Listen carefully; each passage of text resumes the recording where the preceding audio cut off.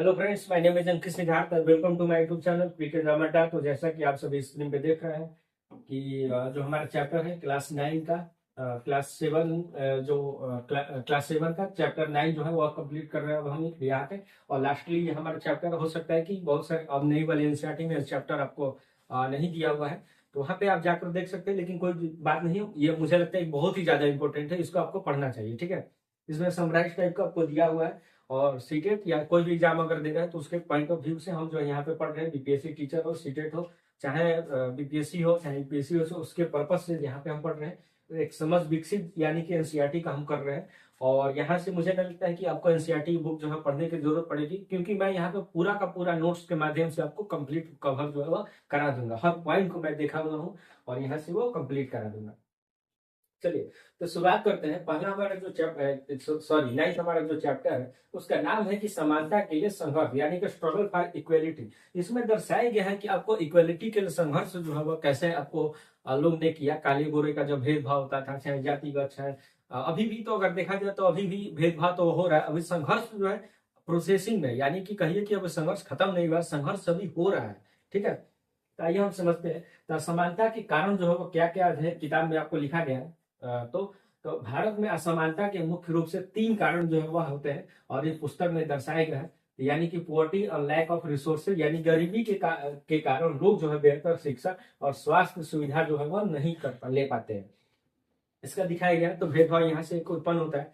दूसरा जो है डिस्क्रिमिनेशन, यानी कि भेदभाव जो सबसे ज्यादा है आपको, और धर्म, जाति और लिंग के आधार पर जो है लोगों के साथ जो है समाज में भेदभाव जो है वह किया जाता है। और इन्हीं के आधार पर याद रखिएगा, धर्म, जाति और लिंग के आधार पर ही क्या है, ज्यादा आपको पुअर्टी यानी कि गरीबी आपको देखने को मिलता है। ठीक है, आगे हम देखते हैं प्राइवेटाइजेशन। ठीक है, यानी कि निजीकरण। ठीक है, प्राइवेटाइजेशन, इसको हम देखते हैं कि निजीकरण। और इसमें क्या है, आगे जो है सेवाओं और महंगे होने वाले गरीब लोग जो है पिछड़ जाते हैं इसमें।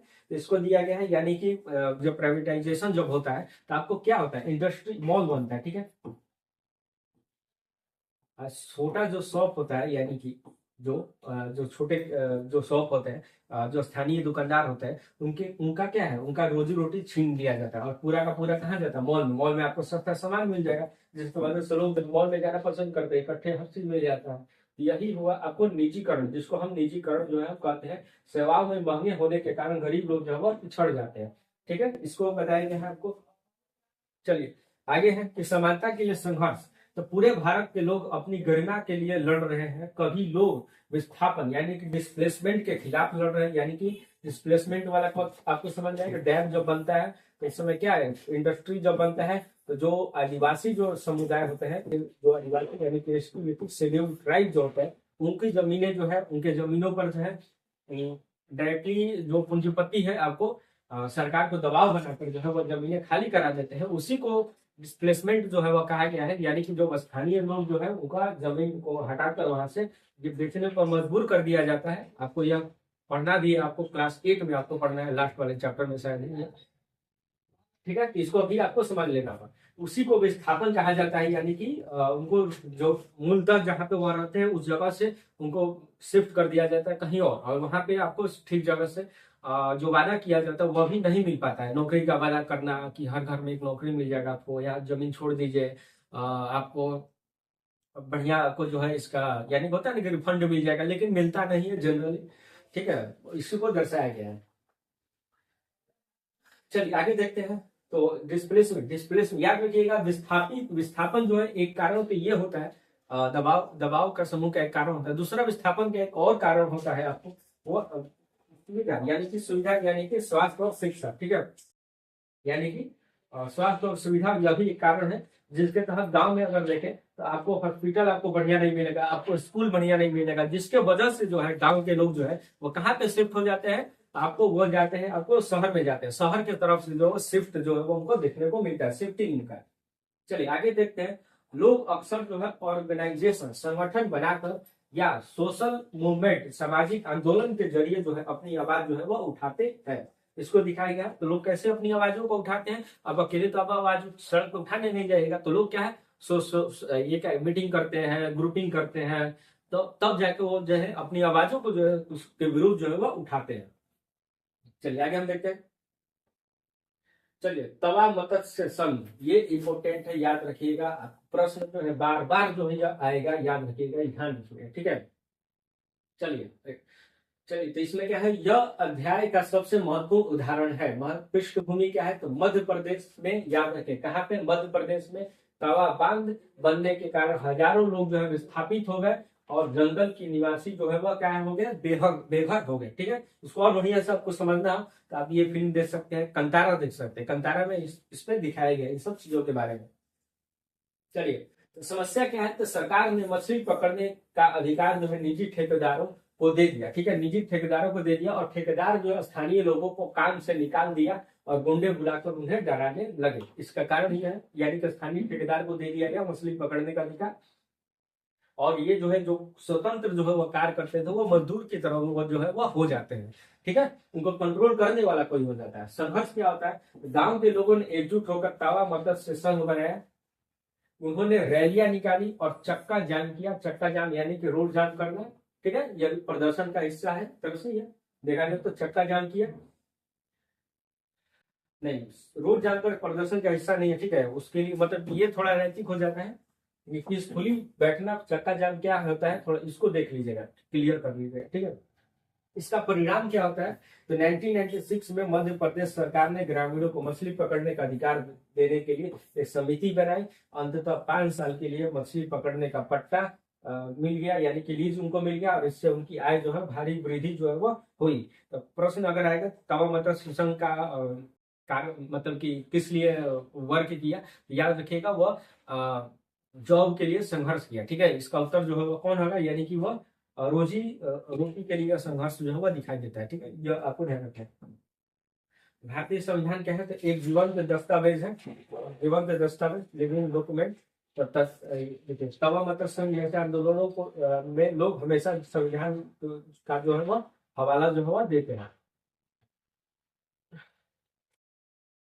लिविंग डॉक्यूमेंट का मतलब क्या होता है, तो संविधान में जीवंत दस्तावेज इसलिए कहा जाता है क्योंकि यह केवल कागज का टुकड़ा नहीं है, बल्कि लोगों को जीवन में इसका असली महत्व जो है वह दिखाई देता है। लोग संविधान में लिखे समानता, ठीक है, समानता और न्याय के वादों को हकीकत बनाने के लिए जो है वह संघर्ष करते हैं, इसको दिखाया गया, तो वही अच्छी है।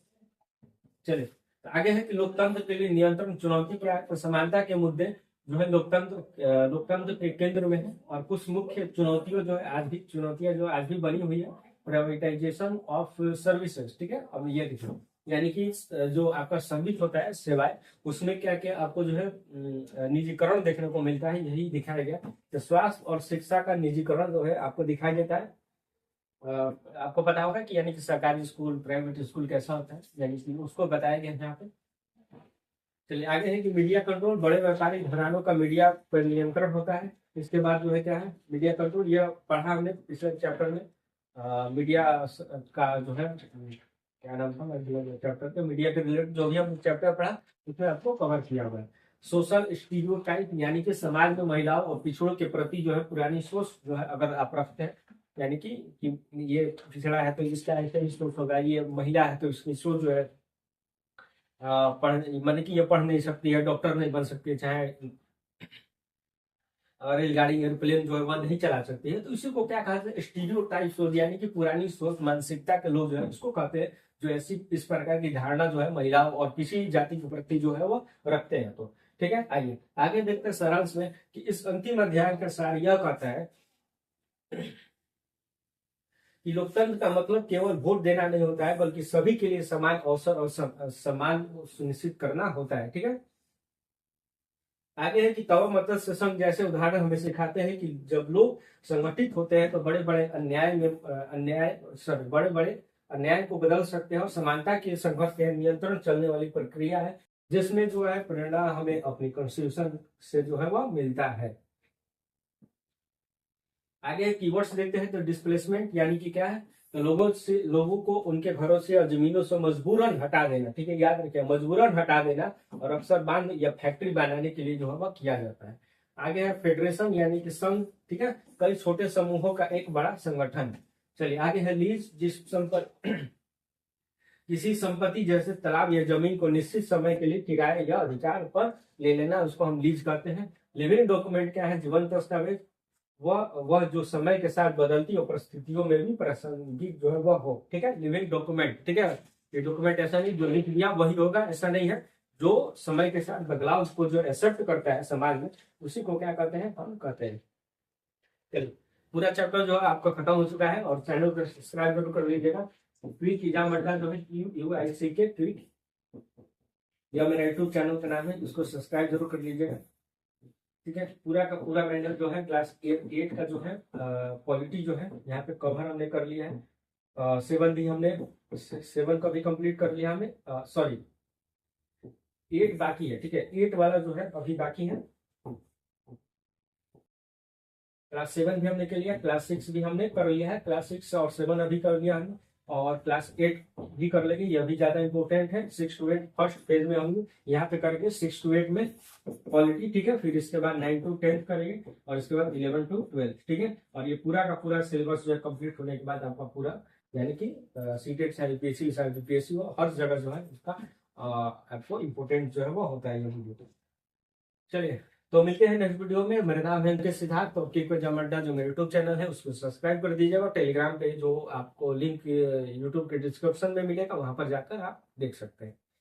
इसका PDF आपको नोट्स जो है पूरा का पूरा आपको समराइज फॉर्म में मैं आपको दे दूंगा। ठीक है, लेकिन इससे पहले पूरा मैराथन जो वीडियो मैं अपलोड करूंगा उसको भी देख लीजिएगा, और उसको भी देख लीजिएगा।